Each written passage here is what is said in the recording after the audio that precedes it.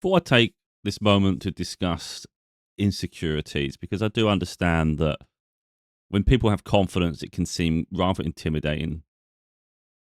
So it can actually seem like maybe you're further behind in progress and there's like limitations within your life. But the reality is, and I don't think it matters who we see in the world. I think everybody's faced an insecurity at some point or other. And I think if anyone were to say, I've never been insecure my whole life, I would be very, yeah, I wouldn't be so sure they're telling the truth, to be totally honest. So we'll come across people at various stages of their journey and our journey. So we might witness someone and think, oh, God, look at the confidence they have, or look where they're at, or look what they've accomplished. And maybe we're at the beginning stages, and that can seem intimidating because all of a sudden, we're looking at ourselves, we're maybe consider limitations, and maybe we're dealing with some insecurities in our own life. And it seems so far in the future that that's impossible. How the hell can you have that much confidence? How comes they're not insecure like I am? Like for me personally, I think it comes from experience. I often say that, we should just, if you ever feel worried about something, concerned, that you're not good enough, it's just throw yourself into it though. We can overthink, and that could come down to shyness as well. Shyness is an insecurity too, isn't it? So there's so many areas, whether it's relationships, whether it's friendships, dynamics, dealing with strangers, career. There's just so many avenues with this. And like I say, I think some of the best things we can do in a situation is just throw ourselves in. Because we often surprise ourselves how adaptable we are and how proficient we are at something. Because really it's our own mind getting in the way, telling us we're not good enough or trying to save us from embarrassment. But if you think about it deep enough, embarrassment, what is that really? Is people maybe judging us, ridicule? When you think about it enough, does it really matter though?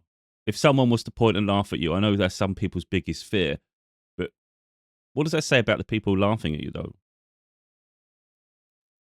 So I think sometimes you have to consider that, the audience. People who are mature and successful are less likely to mock and judge others who are trying because they know what it took to get there. So in sort of the face of serious, confident people, they're less likely to judge and ridicule. But people who haven't achieved anything, they have insecurities in themselves, are quick to judge other people. It's almost like through self-preservation. So if someone laughs and causes embarrassment, it's worth, rather than put it on all that on yourself and feel that pressure, maybe just think about who they are themselves. I'm not someone who likes to go around comparing, but I saw a video earlier. It was nothing to do with insecurities. It was about, we've got this gender bias at the moment where each gender has a sort of an issue with the other rather than but either be mature enough to handle relationships, for instance. And this gal was just ridiculing guys. I can't remember where we're going with that. Oh, I can't remember where I was going. Oh, yeah, so she's ridiculing guys. And, who, and you can't help but think, wait a minute, because she's saying, like, what have you achieved? What have you achieved? While she's just sitting there putting this moisturizer or something all over her face with a drink in her hand. Now, again, we're not here to compete and compare all the time, but sometimes people need a bit of a reality check. They're just making a presumption of stereotype, saying guys, men should be doing this, men should be doing that, and it's not healthy, that is it? And meanwhile, that person who's quite young, so you would assume that they haven't really done a lot with their life yet because their life's only just beginning. But it's quite dangerous for them, I would argue, to go around attacking people when you don't have much to back up your own life. What have you accomplished? And if I was to turn around and argue, what have I accomplished? Well, I think I've elevated quite immensely, to be totally honest. If you look at all the amount of books I've got 7 books, 2 more on the way. I've gone through family court, fought for my daughter for a year and a half. I've been ever present in her life. I've travelled up and down the country. I saw a video recently. Someone did I don't know if it's 800 miles, and they said, who would do, no, I can't remember how many miles it was, but it was like around the country a little bit in the UK. Who would do this for £800? And I thought I did it for free. It actually cost money. I used to drive. This isn't made up. This was my life. Going through family court, for instance. So I've got character, but I've also got aptitude for things too. So for my daughter, I go to the end of the earth. Her mum refused to do any travel. She relocated her the other end of the country. So for me to have a relationship with her meant that I had to just step up and do everything. So I fought through family court, and when there was when we was allowed time together, I went and travelled for that time together. And then as things developed, that was the status quo. So I would travel from one end, from the south of the UK to the north, and it would be 250 miles each way. And I would do that on a Friday and a Sunday. So on a Friday, I would travel from about 8 o'clock in the morning, 10 o'clock in the morning, between 8 and 10. And I would get to school just before she finishes school, because traffic can get in the way and all sorts. And I can't remember the exact hours now. I think it's like 5 hours, because it just keeps adapting. It might say on the thing 4 hours or 4.5 hours. All of a sudden, there's traffic jams. It's just a chaos. So I would do that trip, go all the way 250 miles north, pick her up from school, stand there, all the other parents literally just strolled in from the neighbourhood. I've drove the whole way from the one end of the country to the other. And then she comes out all chirpy and excited. I'm absolutely exhausted, but happy to see her, because the whole point of travelling. We'd get in the car, stop at services about an hour away. And hopefully I can get through the rest of the trip, because we've still got to do the whole thing back. And sometimes I'd have to stop at a second services to get home. Caffeine, and need all sorts of shit. Just keep me awake. And that was our life. I would do that on a Friday. I'm not getting paid for that. I'm just the reward is her. Then she wants to, lively on a Saturday, of course, because that's the whole point of bringing her home. And then I'd have to drive the whole trip again Sunday. Sunday was the worst trip, because it was doing something I didn't want to do. Take her away from me. And every time I dropped her off, she would be upset, and I would go home. It's often in tears, to be totally honest. The roads are dark, it's late at night, and I'm having to drive home upset. And that's the worst feeling in the world. Doesn't get spoken about anywhere near enough. So when you get this young female trying to ridicule guys, it's just, you have no idea what many of us have been through. Some of us have been through false accusations, and they were false, to fit an agenda, a narrative for someone else to build a new life for themselves, and they didn't care about the consequences and the collateral damage to achieve that. And the rest of us had to pick up the pieces. So people can have an opinion on me one way or another, and they can make whatever they want out of anything, manipulate a story. The truth is my daughter. And our relationship is incredibly beautiful, and she's been through every stage of this. So, like I say, people can make up lies, they can do whatever, say whatever they want. She's the truth. So, one day maybe she wants to talk about it, maybe she don't. It's not something I would pressure her to do. I've said to her so many times, if you ever see anyone say anything negative about me online or whatever, don't feel the need to defend me. And she's made a point before, I know we're going slightly off here, but she said I nearly commented on one video before. And I said, no, don't do it. I said, don't do it. I can handle things. You don't need to get involved. But maybe there'll be a day when she really does want to. So the point is, I'll be a bit stupid to say this if it's a lie, wouldn't I? So I'm just saying, when people just start trying to do comparisons, it's like they've never stepped foot in our shoes. How would they even know? Rather than allow things to bury me, I used it as fuel and ammunition to push myself forward. So I don't stay down. I'm too resilient. So I will keep pushing forward. Doesn't matter what comes against me. And that's, again, we're talking about insecurities. Sometimes it's these things that actually build our character. It tests us in our darkest moments. And that's the way I am. If I can go through family court against false allegations against myself, have to travel the depths of the country, have so many lies spread about me, witness my daughter suffering, like seriously suffering, and having to be that armor, that shield for her. To go what we've been through, only we will understand the depths of it. But for me, it's nothing. What makes me so resilient is my ability to overcome that.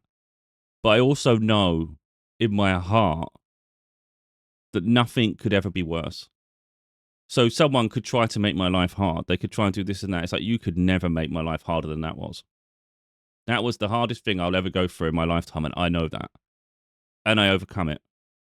So it doesn't matter anything else, does it? So that's part of why I really don't care about what people's opinions of me are. Why I don't even care if someone tries to make my life hard. If I can overcome that, I'm overcoming anything.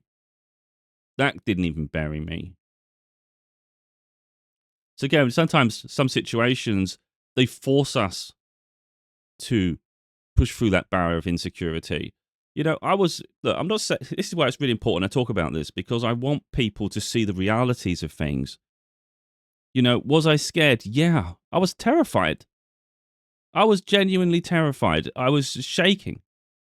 I was in tears. When I went to see my solicitor with my mum for the very first time, I broke down in tears. My whole life was wiped away from me, someone I loved and I would have married. They betrayed me in the worst way possible. Not only did they remove our daughter away from my life, in the most callous way possible, they tried to destroy me with false allegations. And that was, for me, was absolutely disgusting. And at that time, you saw it so often where people's lives were ruined. Someone would say something and then people would be vilified and their life ruined.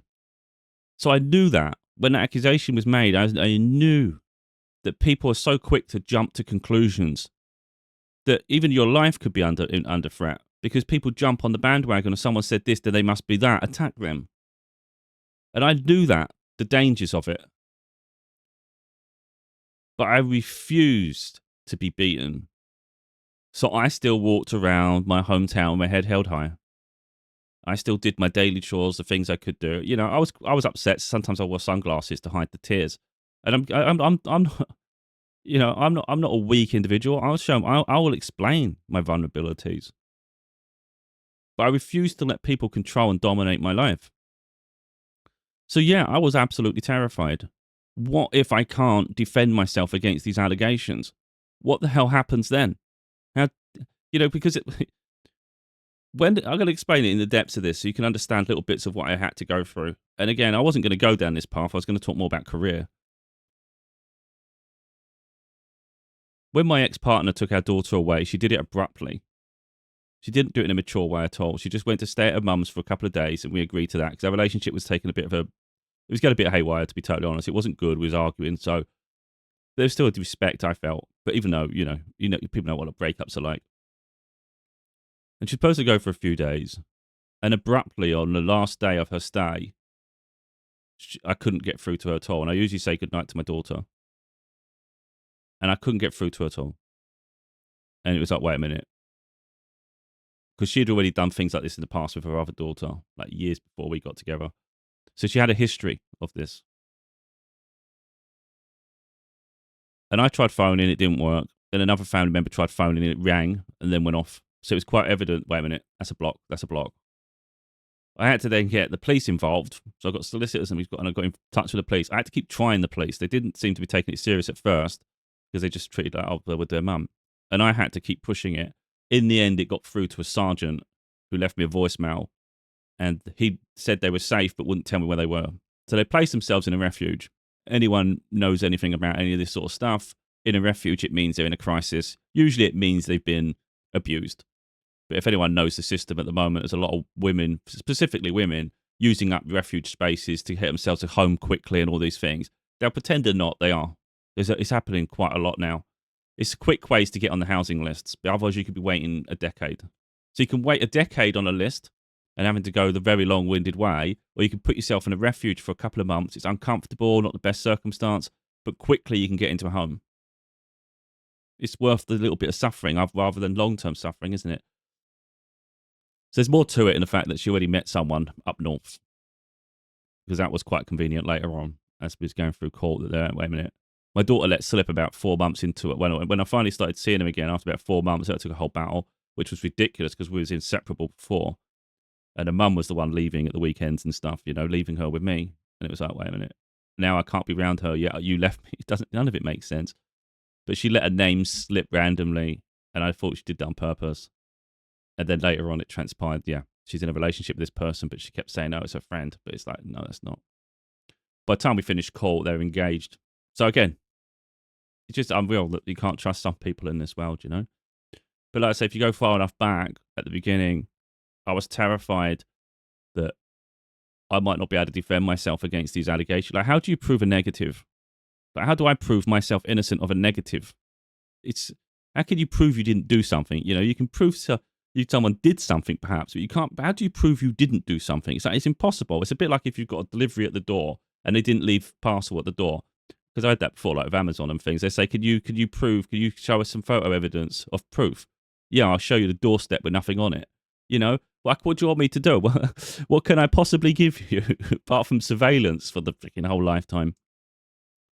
So what was said to me by my solicitors was, it's not for you to prove like a double negative, it's for them to prove their accusation. We went with but this dragged out for so long. This was used against me all the time. And it was only as we got to, so anyway, so she took her in April 2017.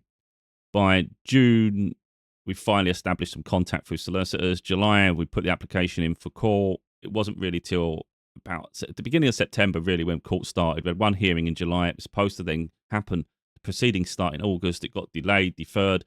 Absolute mess. I had to keep bashing against the court system to get them to hurry up because I want this moving.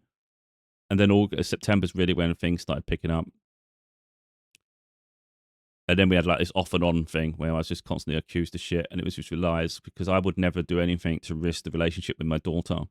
So I did everything serious. If I was told not to talk about this, I didn't talk about that. If I say stay away from this, whatever, I just want to see her, man. I'm not here to play games. I'm here to win in the end. So I'm not someone who's reckless for short periods. I'm here to win overall, which means consistency. And they just kept destabilizing it. I didn't think we'd be going down this path, to be totally honest, but I think it's important for character, I guess, as we can see insecurities and the fact that, look, you're nervous. You know one mistake and it could blow everything. Because you're going to get angry, you're going to get frustrated. Someone says, you said this, you said that, you never did that.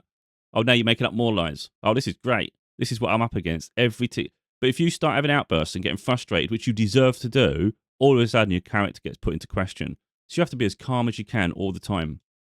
And it's just ridiculous. Meanwhile, that person causes havoc, and then when they want to behave nicely, whatever, let's say it's not going their way, and they think, oh, okay, they can see them again. All of a sudden, the court think, oh, look at them being fair. They're working together. This motherfucker's been causing havoc every time. Your character? What character? But you have to keep quiet. You just have to let it go, you know. It was so infuriating the whole way through. But like I say, so that started. So she took them April 7th, 2017. Court was really starting September 2017, but it wasn't all the way till August. It was actually July 2018, so a year later, when we finally had a hearing of discovery. Like, now we can't move forward with the living arrangements until we get to grips with, finally get to resolve this situation of the apparent abuse, emotional abuse, apparently. I sent in 50 pages. I had more than 50 pages. And my solicitor said, you can't send all that because the judges don't like it and you'll annoy them. And I said, I don't care. It's took us a year to get to this point. I want what I'm saying to be heard for finally, you know? So okay, we let you send it. And I was showing proof all over the place of messages we'd sent over the years, you know? She's saying, you're my rock. You know, you do everything for me, all these things. There was even one where, in an argument, she'd said, I'm going to go to the police and say this about you. And I was in the message, I'm like, why would you say that? She said, because I can. You know, things like that was spiteful, but it was quite obvious it was made up. There was other times when I'm suggesting she goes and just spends some time with her family if she wants. She said, I don't want to. I want to spend it with you. And I'm like, no, it's fine. So how am I controlling? So I was proving whatever I possibly can, at least at my end, to show the character and the connection between us. And then they had no evidence. They had nothing. It was a joke. They barely even said anything. So their whole argument against me for a year came down to this statement they made, and it was just completely fabricated. There was no evidence backing anything up. There was nothing of anything. Even if you went back and started leading it towards social services, you know, professionals, there was nothing at all. There's no history of anything. It's just magically when they want to make an accusation, that's the truth. It's like, come on. You've dragged this around for a year. So my point is, we can be insecure in a moment, but sometimes life challenges us and tests us to step up. There's no alternative. You know, there will be some people who do not step up. You know, I see it time and time again where like a parent, like a woman, really a lot of time it's mothers. It's not always, but most of the time it is. Let's say a mother's using the child as a weapon. The dad just can't handle it. The pressure's just too much, and I understand that. But there's no alternative. You either back down and lose someone you love more than anything in the world, or you know, so you either step up and fight it, or you walk away and lose everything. I know it's uncomfortable and it's difficult, but I don't think there's anything worth, like, there's nothing worth fighting for more than that. So, like, for me personally, there was no alternative. I will fight to the end of the earth for my daughter. And there's nothing in the way of that. There was nothing in this life would ever get in the way of that. Even her mother. And I had a hard time with that, to be totally honest. Early on I did, because I still had a lot of love for her mum, and I didn't want to make her upset, and I knew she was vulnerable.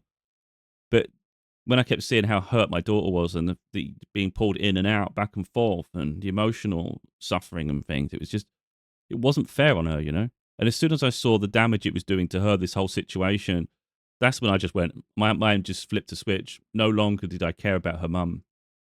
It was beyond that now. If it's between you and her, I'm fighting for my daughter every day. And that's when it become like game on. That's when I went hell for leather. So that's where the insecurities really switched. It's gone from this vulnerable state to now I'm fighting you with every ounce of energy I have. There's no start. I was like working like a crazy person. Like I was just constantly creating statements and working on evidence. I was doing so much. In the end, by the time we actually finished court, I was the one writing my statements. So at the beginning, my solicitors did based on what I'm telling them. By the end, I was writing it, and they were just approving it because they were so happy with what, like, they said, "This is perfect." We'll look, yeah, and we'll just sign that off. And that was quite crazy because internet's legal. But yeah, anyway, I know we've gone quite off there. But again, I think that was important to understand the pressures in life. I don't think there's no pressure harder than that, is there? You know, having to sort of fight for yourself in a courtroom for your child. So that's what's really challenged me. So everything else I do after that, and that was back in 2017, 2018. Anything after that is gravy. It doesn't matter. So if you see me on camera, for instance, you think, oh, he seems confident. It's like there's nothing phases me anymore. I've got nothing bothers me. It really doesn't. If someone could have an opinion of me, like for instance, like I say, and they don't know what I've been through, and I doubt many people would be able to handle the life I've had. And I don't say that to try and posture above. It's just I know what I've been through. And I see so many people make these little weird accusations against people. Or they try to stereotype. They want to judge. But they've never had their character questioned in the way that I have. And they've never had to fight for something so hard like I have. You know? I'm not saying everybody, but it's the majority of people. Yeah, they wouldn't even know what it's like to go through that. And the financial hardship in between. That's just focusing on one aspect. That completely negates the hardship that comes from the financial part. My finances took a huge hit. Just like months before the separation, I had got something on finance. I think it was like an iPad, and I thought we could share it. You know, we'll just get an iPad. Then my now ex, you know, she was getting jealous and getting funny that she didn't have an iPad. And I was like, okay, I'll get you one on credit. Okay, and then she took that with her. And meanwhile, I struggled to make the repayments, and my credit went to shit. And that's what some people do, you know. Not only do they try to ruin your character, they destroy your finances and everything. Leave you with all the bills out of nowhere on a limited budget. So there's so many things. Again, I'm used to financial pressures too, and I know how to handle it. So yeah, I think that's the thing. That's like I said at the beginning there. I didn't think we'd go down this path, but like I said, for me, overcoming insecurities really comes down to experience. So the more we've experienced in life, the more we can cope with pressure. So if you take away all that, that's talking about relationships, talking about like emotions, it's talking about accusations and all that. So that's a real deep pressure on that side, isn't it? But we'll always have some insecurities. So as I go on my career path and I can keep elevating and going on different directions, I think what's important to recognize is every upgrade is quite scary. Now, maybe it's more overwhelming for some people than it is for others, but it's still scary. First of all, you don't want to fail. Now, some people, they don't care about other people, so they really wouldn't care less about the repercussions. For me, I would. For instance, I'll always talk about like how I feel and what I would cope with and things. If I was given a management role, let's say I've not done that before, I'm not familiar with it, it's a lot of responsibility, there's people, that rely on you. That's a lot of pressure. So I would feel insecure. Whether it shows on the outside, I don't know. But I would feel insecure in that situation, for sure. Because I would feel all the pressure of it. It's not about failing myself. It'd be more like failing other people. There's a responsibility here. but I would still throw myself in because I know, like, even though you're insecure and there's a vulnerability with that, I also know I'm good at what I do. I have a confidence that I can overcome so many things, and I'm intelligent. So even if I don't understand something early on, I would soon figure it out. And I have a confidence in myself that I could. And if I felt after a while like this really isn't working, I would have the decency to say I don't think this is work, because I wouldn't want it to go to the point where someone has to dismiss me, even though you know it's no good. So there's accountability with that, but I think it's important that we throw ourselves in. So if you look at, like, for instance, if we think about other areas where we're going, where perhaps I'm going in life, it doesn't mean it will, but if you talk about elevations, I'm good on camera. I can speak. I can write. I can do communication. But I haven't really had to speak in front of large crowds. I don't feel intimidated by it, but that doesn't mean it will come easy. I think there's a pressure of all those eyes on you. You're probably going to over. I'm just thinking hypotheticals here. I think maybe you'd hyperfixate on every word you're saying because you realize so many people are listening. So it might make you pause a bit more, perhaps wouldn't feel as natural as you normally would. And I'm guessing that's early on. Of course, once you do something repetitively, it becomes more natural, doesn't it? But I have no doubt the first time you ever step onto a podium, for instance, and you have to talk or anything like that, it's going to feel overwhelming. You're going to be nervous. But so do we say, oh, that's too much. That's too much. I don't think I can handle this. Or do you just say, you know what, I'm just going to go and have a go. I'll have a go. What's the worst that's going to happen? It's not going to be as fluid as I am on camera. Okay. I think the positive I have is I'm very open. So, I don't try to pretend I know everything in terms of every situation. I don't pretend to be confident all the time. I'm just transparent. So, for instance, if I was on stage and I was feeling nervous and I felt it was something that I feel it needs to be spoken about, I would turn it around. So rather than stand there getting all anxious and nervous, I would talk about that anxiety and nervousness. And that'd be part of whatever I'm talking about. Again, if it's on point, depending on what the conversation is. But if we're talking about life in general and other things like that, then I would talk about the fact that I'm standing here. I'm a bit nervous. I haven't done this before. But, it's an elevation. It's an opportunity for me to progress and step up. And I think people would find that relatable anyway. So you can use your vulnerabilities as a strength and a tool, can't you? All of a sudden you're relatable to people because they'd probably be looking, thinking, yeah, if I was doing that, I'd be shitting myself. And instead you've got you saying it, that I'm panicking over here. But some people might look at him and think, well, God damn, he's worried, but at least he's giving it a go and he's actually doing well. Because sometimes we do better than we realize. And also, again, everything builds towards experience, doesn't it? So the first time we do it, probably not our best. But then whoever said anything we did the first time's our best. So I have obvious insecurities with different elevations within my life, but I would just jump at it. When I say insecurities, it's not like a deep fear though. It's more of being a novice at something again. I don't like being a novice. I like to know what I'm doing.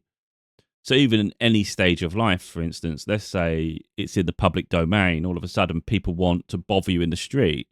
That's tedious. Who wants to hassle? I'm not someone who wants to hassle the best of the time, but I don't want to be rude to people. But that would be a different insecurity, isn't it? Maybe there's a security. Now I'm insecure because now there's a vulnerability now. I feel vulnerable in the street more than I did before. Not everybody's going to be there to be kind. Self-preservation, you want to live a decent life. So I think personally there's so many things to be insecure about.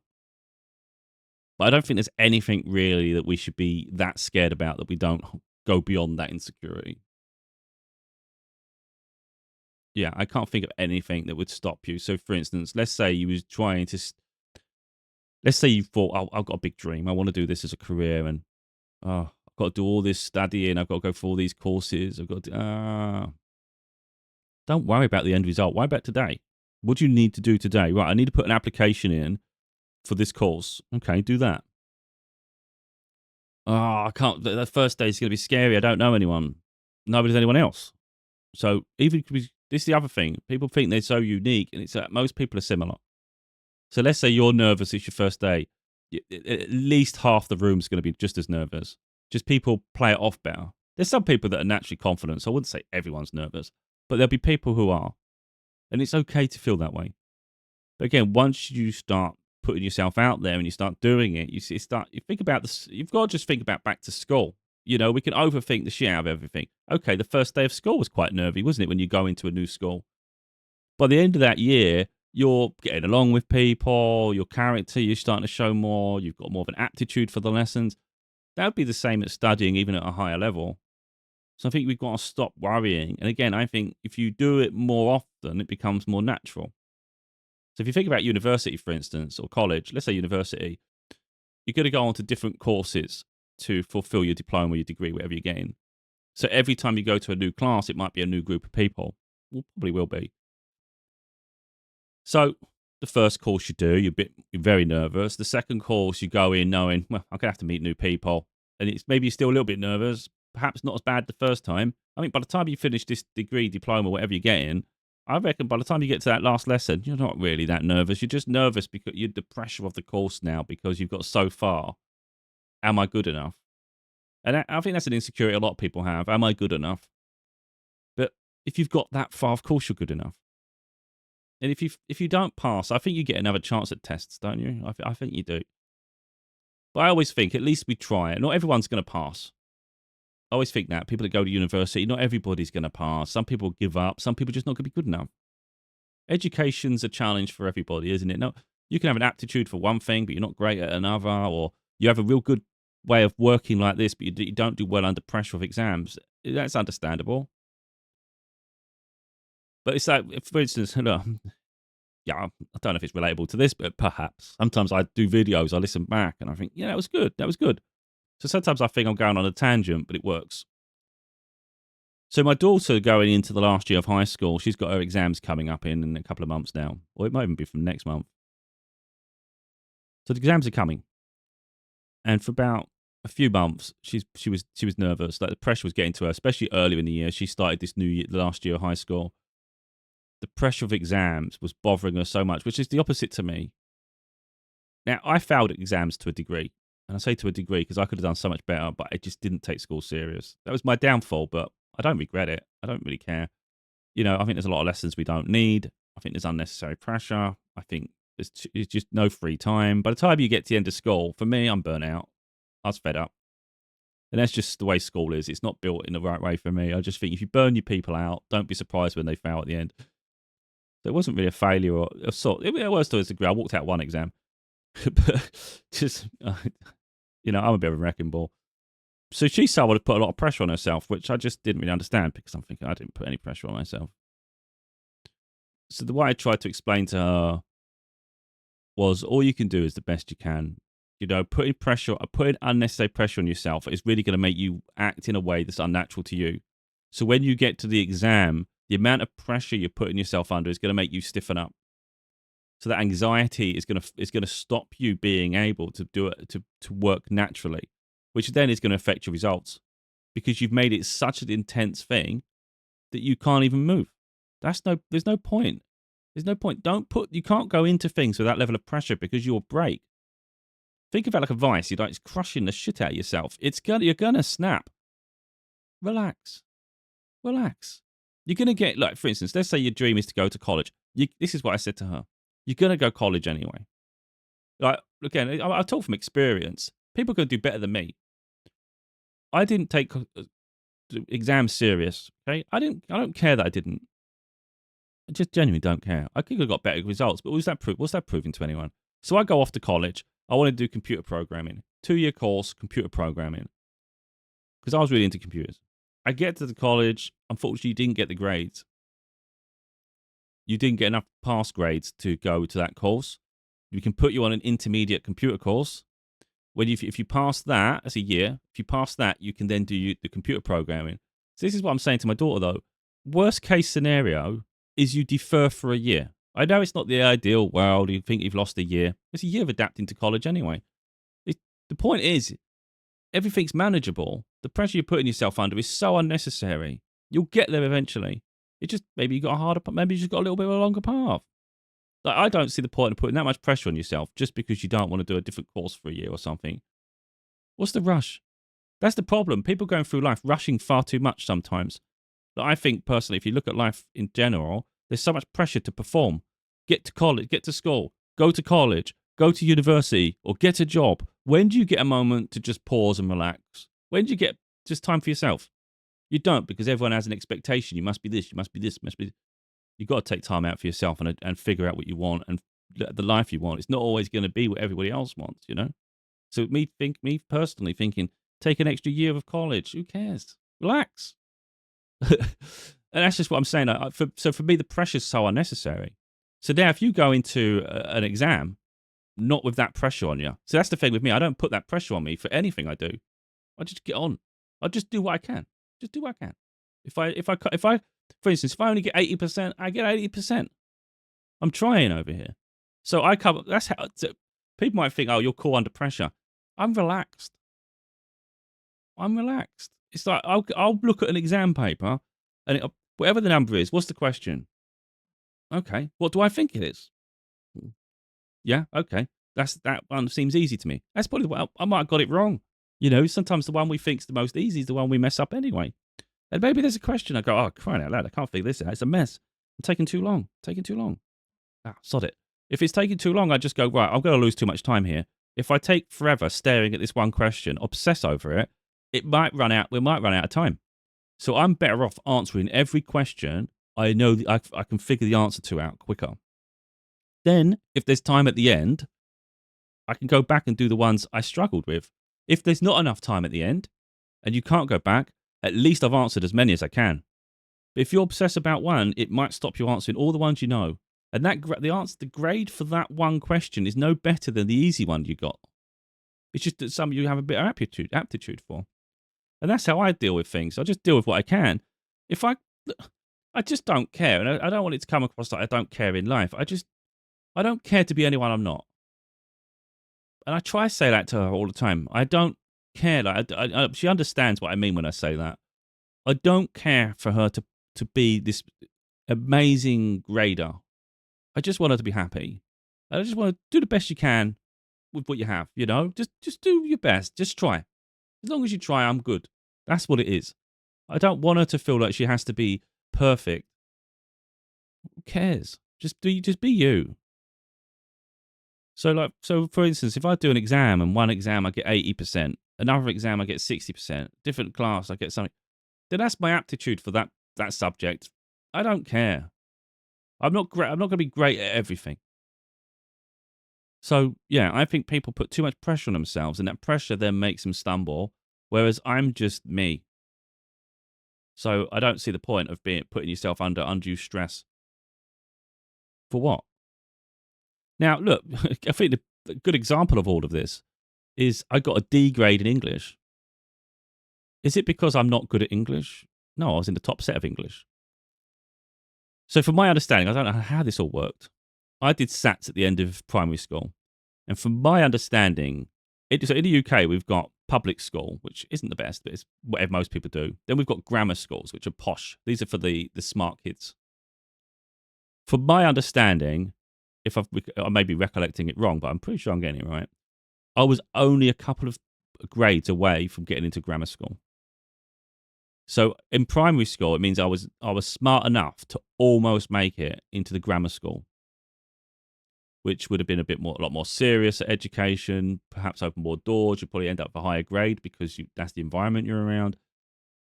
Instead, I went to public school.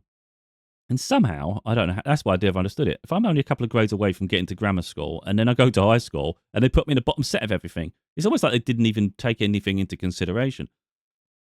So I go to high school, bottom set of everything. I think when you say bottom sets, I think it's math, science, and English. They're the ones that really where they're sets. The other things are just classes. So if you're doing geography, music, drama, they're just classes. But it's maths, English, and science. By the time I finished high school, I was top set of maths, I was top set of English, and I was top set of science. And guess what? Barely even focused. Science, I never had respect for, never made sense to me. And yet I still made top set. I just found it boring. I don't like it. And then maths I actually liked. I like problem solving and all of those things, but I talk a lot. So that was my downfall, but I could have done really well. And then English, I was just talking a lot. I'm quite immature, especially at that age. So I just didn't take it serious. So I didn't do the exams. I mean, the essays when you're supposed to for homework, which was about 50% of exam. So realistically, going into the exam for English, I couldn't even get a good grade because I'd messed up the homework.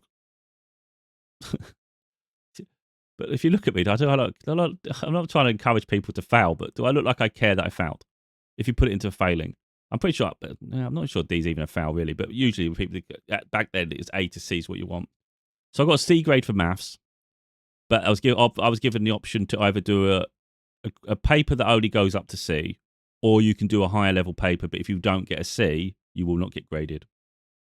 So there was a risk you get nothing, and I thought that's a big risk to take because maths is complicated. So for the paper I did, I got the highest grade you could get because it only went up to a C. So if anyone ever thinks, oh, you got a C in it, I'm happy with that. I couldn't get a B. The paper didn't let me. I think I got a double. I got D for science, but I never liked science. I didn't really care. And in English, like I say, I got D's. But what difference does that make? I've done 7 books. Got 2 more books coming. Do I have an aptitude for writing? Yeah. So again, I don't really care. It's just grades, you know. This is really what I want to get at to people is we can obsess about things and worry so much. It doesn't mean anything really. It's just a period of your life. It doesn't matter. So, you know, I can overcome so many things in my life. I put everything I do in the public domain. People are there to criticize. They can tear it apart, do this, do that. So there's so many areas of my life, if you think about it, where I've overcome some level of insecurity and I've just thrown myself in anyway. So I throw myself into family court. I fought for my daughter, even against false allegations. I've written books. So I pushed myself out there to do something that seemed impossible at one stage. Done that all myself. And not only did I do that, I've done the whole process myself. So normally you'd have a team doing it. I've done all of it myself, every single one of them. Then I put myself in the public domain like I do now, and that terrified the shit out of some people. And I do it anyway. And not only do I do that, I talk about very difficult, challenging topics that most people would be terrified of talking about because of repercussions and it ruining your reputation and maybe closing doors. Like, for instance, you might apply for a job, and if you said some things that may be a bit controversial, people don't want to align with that. So it might close some avenues for you. Okay. So, you know, I'm not trying to like build myself up as this, oh my God, look at this success story. I'm just trying to show that, you know, that insecurities happen along the way, but we push forward anyway. So, yeah, I mean, what we don't want to do, we never want anyone to control us, anyone to slow our dreams, anyone to limit our lives. But then that also means don't allow ourselves to do that either. So if we've got a dream or a vision for ourselves, we have to go after it. Parts of our mind will say, no, don't do that, don't do that, don't do that. But no, it's okay. You can do that. And the thing is, like, for instance, if you put yourself out there like I do, you're going to get likely negative feedback. It's going to happen at some point. You can't ever expect to be in the public domain. Even if you're not in the public domain, you get people gossip anyway. You just have to get used to the fact there's some people with negative opinions. There's some people that are spiteful. Some people want to project. Again, like I said earlier, who are those people? These people who have negative opinions of you, for instance, they take their time to try to ruin your character, trying to cause trouble. Would you trade lives with them? Reality is we shouldn't wish to trade lives with anyone. We should be comfortable with ourselves and realize, okay, I'm only here, but I want to get there. But this is a journey I'm on. I don't want to fast forward through life. That'd be shit. Fast forward through life, you might as well die now. You know, I don't want to be like crass about that, but the most important part is the journey. We get so caught up in the destination. And then when you get to destination, you'll be looking back and, oh, remember that part? Remember that part? Oh, I shouldn't have rushed through that. That's the thing. We get so fed up sometimes. And we get so determined to get here and there that we lose sight of the journey to get there, you know? So if you think about the journey itself, or even just the end result, would you swap places with someone? Because let's say someone's further on in life and it looks like they have the life you want, but you look at them and think, if I had the opportunity you had and I was where you are, I wouldn't be living like that. Let's say let's just talk about success. Let's say someone has wealth. Okay. This is a simple thing to talk about. Let's say someone has wealth and you think to yourself, oh, I'd love to have that wealth. But look how they're behaving. They're just throwing it away left, right, and centre. They're just putting themselves in toxic places. Like if it's a guy, maybe just got women all over him and shit. And you're thinking, if I had that money, I'd be a lot more stable. I'd rather have a stable partner, a family or whatever you want. And I'd love to just go travel. I'd like to travel. I'd have new experiences. But it'd be genuine. It'd be authentic. I'd have a really nice life. But some people, they don't live like that. They live this high life where it's an illusion. It's a fantasy. They never take anything serious. Never have anything tangible but worthwhile in their life. And it's all everything has to be in the fast lane. But then they're the ones that have relapses. They get incredibly depressed when they're isolated alone. They've got this anxiety they have to cope with. So they turn to stimulants like drugs and alcohol just to make their life interesting and exciting. And I look and think, that's just so sad. The fact that you need those things to actually feel like there's a point to your life is so sad. So if I had what that person had, I wouldn't be living like that at all. So let's say someone like that was to criticize. What do I care? They can't even get their own life together. And it seems like they should be really happy. If you can't be really happy when you've got a success, then you really have to look at your life and try and figure out what the hell's going on. Because if you've reached the top of the mountain and you're miserable, there's something deeply worrying with that. Doesn't mean it can't be fixed, but you're going to have to do some healing because abusing yourself isn't the answer. So my point there again, you might be further back on your journey, but you're looking at where someone maybe got something to say who doesn't even have their life together, and you'd think, well, what do I really care what you think?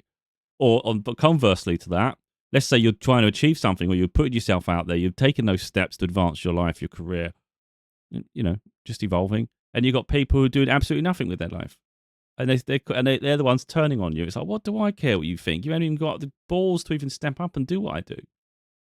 It's not about trying to compare with people all the time, but it's just realize where people are and don't be so quick to take on the weight of their negativity. It means nothing. It really means nothing. Who cares? I think going in expecting people not to like you is, I think, quite beneficial because it doesn't surprise you when you get the negative feedback. So anyway, I think, look, if you actually look at it all, the insecurities, it come by being resilient and investing in ourselves. We overcome one thing at a time. And then by overcoming those things, it builds character, doesn't it? And I think once our character's built, it means when we come across an insecurity, we know we can smash our way through this. So anything that makes me insecure in the future, you best believe I'm not going to shy away. I'm not going to hide. I'm just going to give it a go. I'm going to have a go at this. And we'll see how we do. Because I might just surprise myself. So for instance, let's say there's a chance for me one day to do a speaking engagement in front of people. I'll give it a go. If I don't do well, then maybe I won't get any more opportunities to do it, or maybe I don't want to do it. And maybe, worst case scenario is people laugh about it. Maybe it's even seen online. I don't care. I tried doing something that most people are terrified about. If you ask people in general, what's their biggest fear, one of their actual biggest fears, not like death and all those things, public speaking is one of the biggest fear most people have. So if you've tried doing something that most people are terrified of, and then they're quick to ridicule, it's like, yeah, but they wouldn't have the balls to do it themselves. So what are they laughing at? It's easy to laugh at someone else, isn't it? And just ridicule. But maybe you smash it out of the park anyway. Like me personally, because I don't have notes. This is the thing. I've said this before. There's different qualities of speakers. So some people they read off notes and they can make it look like they're not reading. I think that's a great skill. Like to be able to do that is really good skill because normally you go rigid and it's quite obvious you're reading. With me, I don't have notes and I don't have a script. But what does that mean? It means that if I was on stage, for instance, I can just go into autopilot. So if I'm ever, for instance, let's say there's a topic I'm talking about, a bit like I'm doing here now and all my other videos, I may be having a concept in mind. I think I'll go with that. It may be through nervousness, my mind goes on a tangent. I'm always good at steering it back, but also I'll go on that tangent. I'll go into it wherever my mind takes me. And I think that's, it's better that than constantly stop and pausing. If you keep going, oh, wait a minute, I've gone off track again. Wait a minute. You have to keep correcting yourself. That's not going to look good. But as long as it's flowing, I don't think there's anything wrong. And I think because I'm good at that, I think I'd be successful. Even if it steers away from whatever the topic was initially, as long as it was fluid, cohesive, and people understood what you're saying, I mean, you've at least achieved that. And again, I think like anything, we grow into things, So yeah, I think I'm not too far away from perhaps, if the opportunity comes, of course. I don't think I'm far away from experiencing most people's biggest fear. And I'm not particularly bothered about it. Not saying I wouldn't be nervous. It'd be quite worrying because I've not done it before. But I'd always bring everything back, no matter what is hard in my life. I will always bring it back to family court.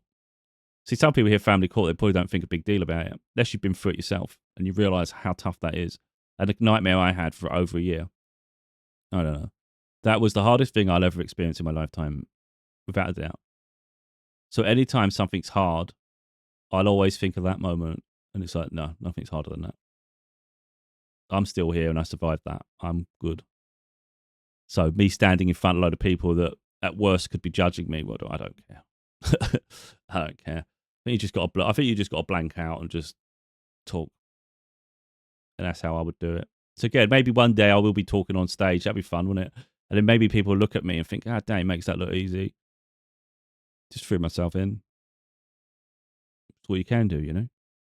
And I think that matters to every aspect of life. It could be even just relationships, you know? Maybe you've been single your whole life. You feel a bit intimidated by intimacy, by, you know, maybe the risk of coexisting with someone and all those things. But again, that can make you go within and sabotage.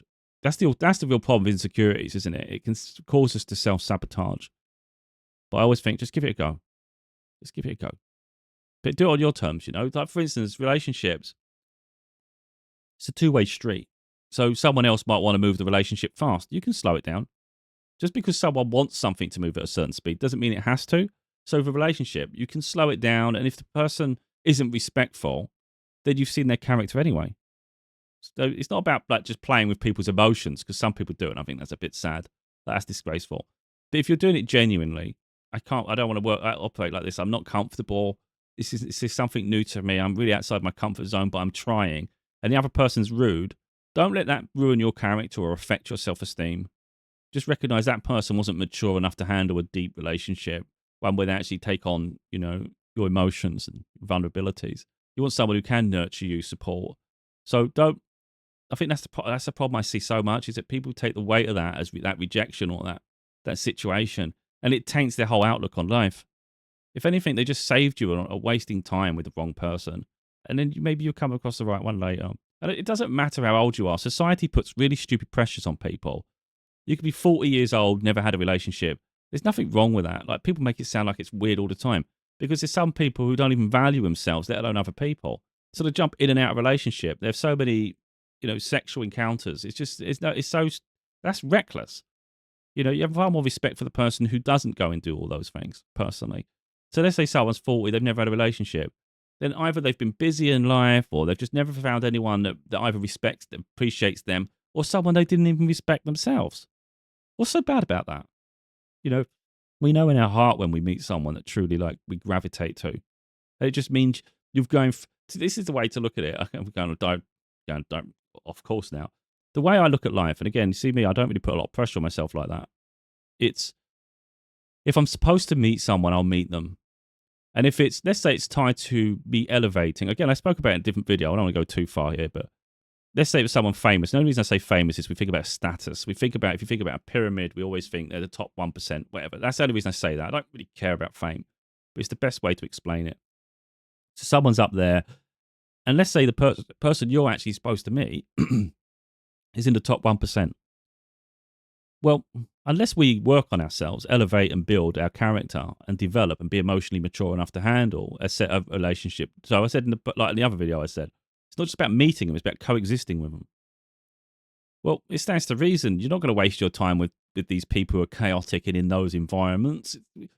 You've been building your character, it's been working, and eventually maybe that's what was being like. So when you actually meet someone of value, someone who's quality, someone that actually really respects you and they respect themselves and they have ambition, and, you know, so they have this wonderful character, something that majority of people just don't have, you'll look at that when you meet them and think, yeah, that makes sense.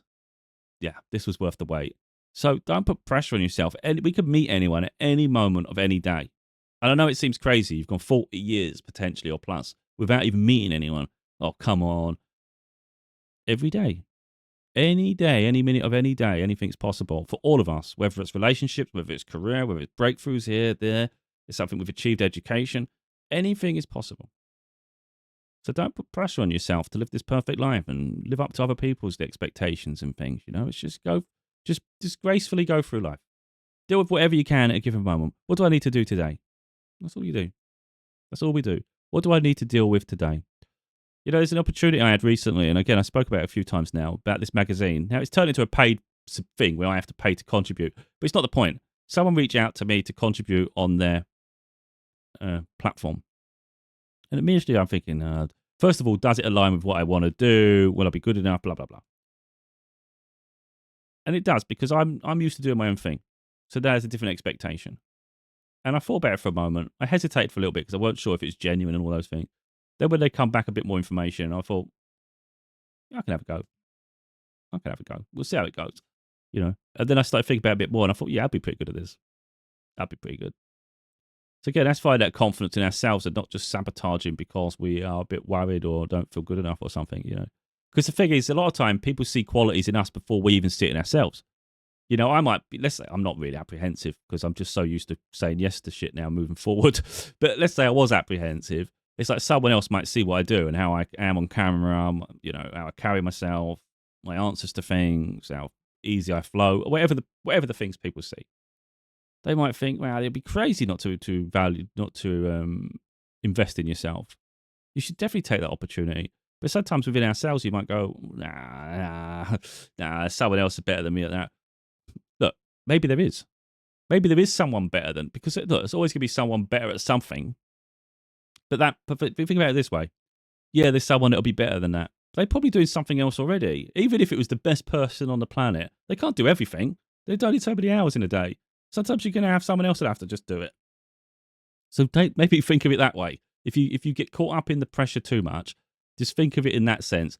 Okay, maybe I'm the second best, but the best is busy. And the best would have asked for too much money. Or things like that. Just think of it, put it into practice. Because someone could think, oh, I only want the best. Well, then you've got to afford the best. So can you afford that person? And is that person even interested in working for you? Well, no. Well, then you have to get that out of your head. Who's next best? So maybe we're second best. Maybe we're third, fifth, 10th. Maybe someone chooses me and I'm like, there's 1,000 people better than me. Okay. But if they're invested in me and they chose me for a reason. So we can't live our life just constantly comparing to other people and start looking, going, oh, that one's better than me at this person's better than me. Okay, they're better than me at that, they're better than me at this, whatever. Can I perform the task? That's what we have to ask ourselves. Or with adequate training, can I perform the task? Because again, we might go into things thinking I've got to be perfect today. That's not the case. You could go into any job first day and feel really like a novice and go, God, I don't think I'm going to make it. These people have been there for ages. Some places don't have good training material, or they don't have very good business practices. It isn't very intuitive. I've had places like this. I'm an intelligent person. I pick things up quite quick. Some places I just think of shit. I even say it to them, this is a mess. How the hell are you supposed to figure this out? It's fluid. I've worked in a lot of logistics and warehousing, and some places are just so, it's really organized beautifully. You immediately know where that item is. It's all labeled properly. Like maybe that aisle's 1, 2, 3, 4, 5, and then the first base A, and then B, C, D, and then you've got like AA for different levels. It just makes sense. 1, 2, 3, 4, 5, 6. Okay, we know where the lower. Other places it's all over the place. It doesn't even make sense. So you're taking longer to find something because they haven't even structured it. Like, who built this place? Who's in charge of this organization? This is crazy. So you can't, if it's not organized, you can't expect me to be at the same speed as these people. You could say someone, oh, do you know where this part is? Oh, yeah, that's all the way over there. How the hell would I have known that's all the way over there? I'm not a freaking magic genie. So, yeah, only through repetition and experience do you, oh, yeah, I always have to go over there to get that bit. Relax. Just relax. Don't have to be perfect. We can ease our way into things, Like I say, we could go on for hours of insecurities, but just the real problem is I don't remember what parts I've gone over. So that's the only problem with me in general is because I don't make notes, it's not a checklist. So like, for instance, we could do like insecurities, then I could say relationships, career, and then business, of course. Then it could be even in the spotlight, like public spotlight, public scrutiny, all those things, education. I don't know if I said that already, but we could have that, and then I would know I've gone through the list. But because I don't and I go off on tangents, it's just I haven't got a clue. I think I have. Saying those off topic, like off my mind, I think we've covered them. Yeah, I'm pretty sure.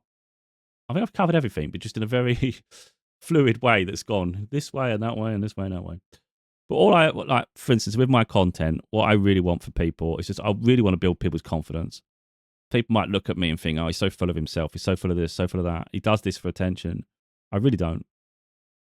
I often have topics each day just pop into my head that day.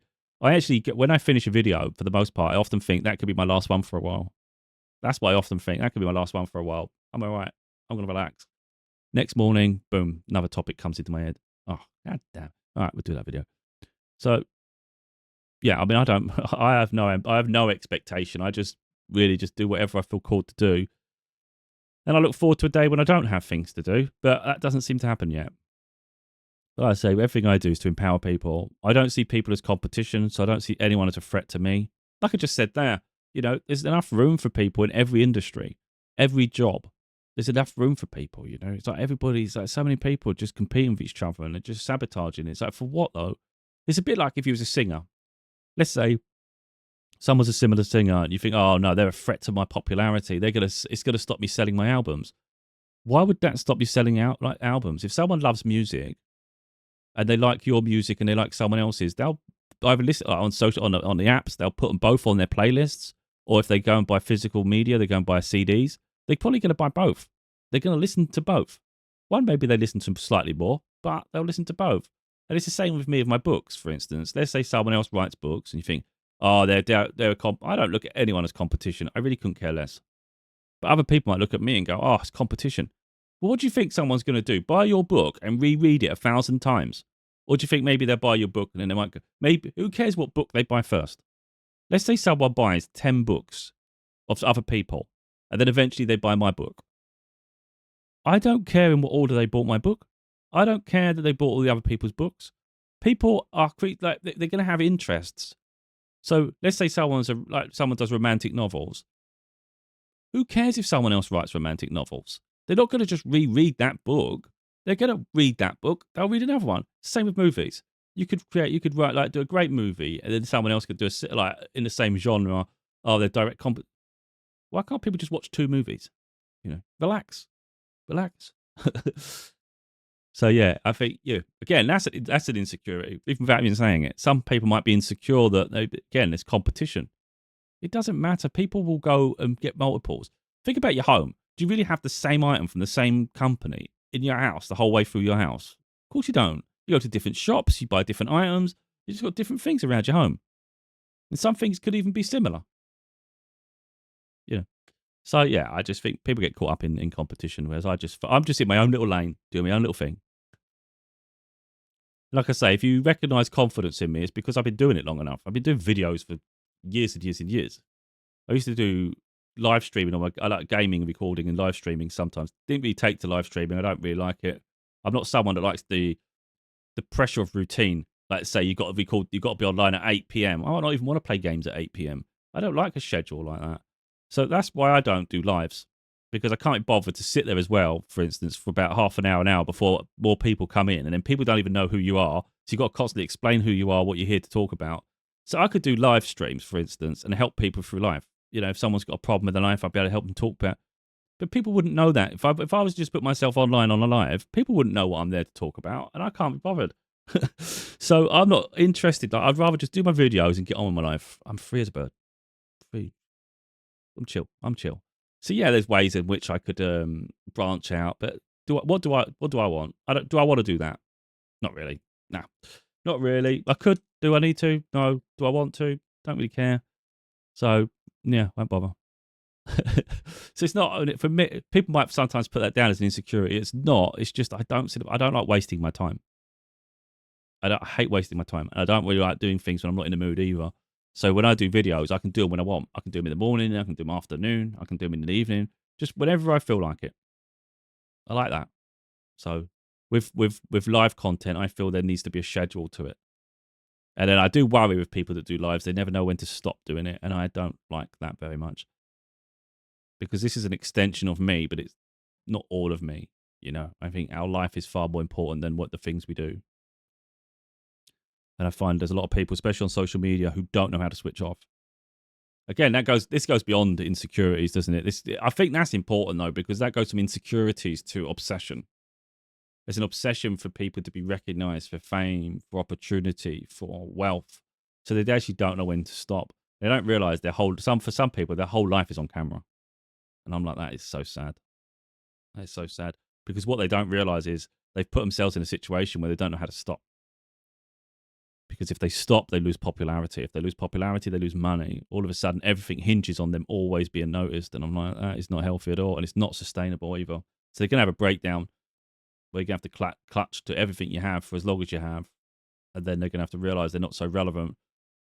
I think this, again, look, all these things I talk about, I don't even realize. And then I straight away go, that's an insecurity. Oh.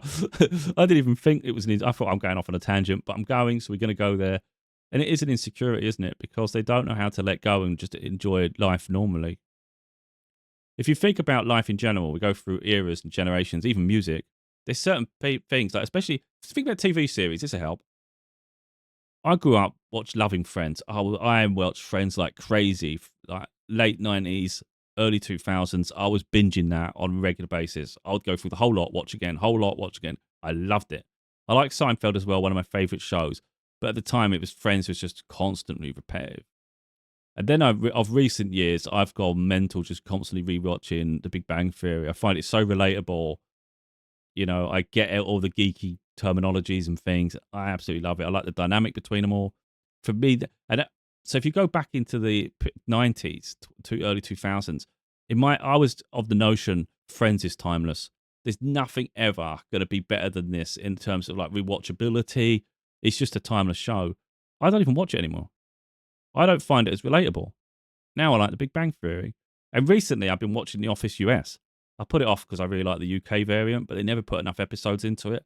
And then I got into The Office US and I was like, oh, the dynamics between everyone is so beautiful. It's so fun. I absolutely love it. I recently watched it all 9 seasons. And then I decided I'm just going to start again. So I'm already on season 2 or 3 now. 2, again, on a loop. Because I find it fun to go and watch them back at the beginning. And it's just, yeah. So I'm on a loop there. And I'm thinking, no, I think this is probably better than The Big Bang Theory now. Even though I love The Big Bang Theory, The Office is great. It's something a bit more realistic to it, you know. But what it's showing me is most things are not timeless. They have their moments. And that's the same for people. And people have their moment in the sun. And they have to get used to that spotlight fading. You have to, otherwise you're going to have a breakdown. And I think that applies to any area of life. Like we talk about TV shows. Think about sports stars. They have a short 20-year shelf life, really, most of them.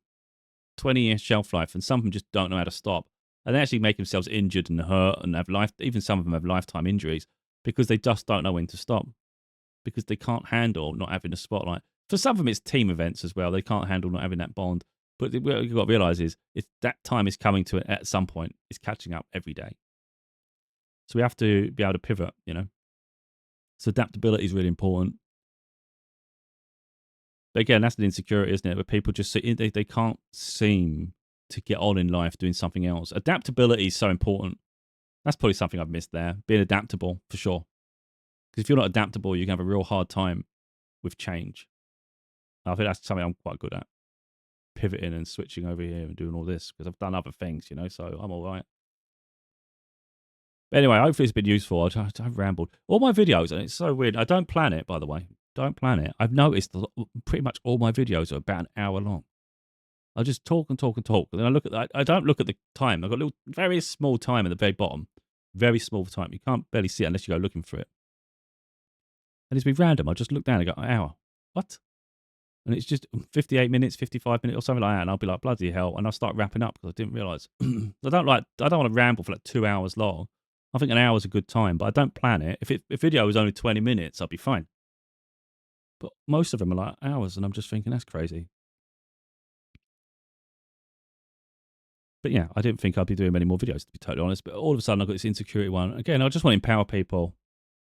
Go after your dreams, you know, but don't put too much pressure on yourself in the process. And you'll find things to be a bit more, I think, by putting undue pressure on ourselves, we can actually enjoy the process a bit more.